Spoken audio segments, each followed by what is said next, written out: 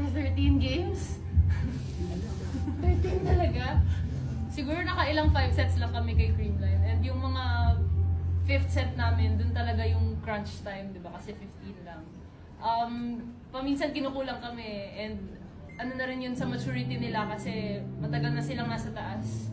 Kami, paangat pa lang and yun lang, dagdag din talaga nila Ate Royce yung maturity kasi yun talaga yung kinulang sa amin, di ba? Bago pa lang kami nung finals last conference and yun yung wala kami. Pero hopefully sana masustain namin yung maturity and yung confidence namin as a team.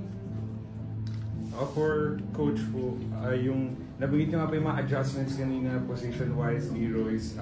Sa inyo po ba naging mahirap po yung paggawa ng mga ganong klaseng high-risk na changes kumbaga or yung kumpiyansa niyo po talagang kahit sino mag-work at any given time yung na-input kanina? Sa sitwasyon yan talaga naman, bago naman gawin namin yun, sinabihan ko na rin yung mga players ko dati pa lang. Even si Isa, pagpasok ko pa lang sa team, talagang sabi ko, kailangan mong pumusisyon dito sa opposite. Kailangan mo, hindi lang kung outside hitter ka, outside hitter. Siguro, kumuha na talaga ako ng timing o ano pa yung kailangan namin gawin.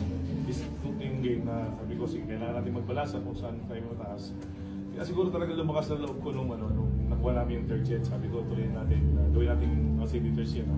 Si Ross, kasi yun naman talaga yung nasa position niya. And akala ko magiging magbabaliktad yung magiging porsyento ni Isa, pero mas nakatulog pa si Isa sa position kasi more dumidepensa talaga siya, kaya sobrang naging maganda yung decision making namin. Hindi lang ako, pati yung coaches ko na kasama ko na talagang pinag-usapan namin kung ano talaga yung dapat gawin kasi kasama talaga sa ganitong sitwasyon na kailangan yung mga coaches ko kasama ko.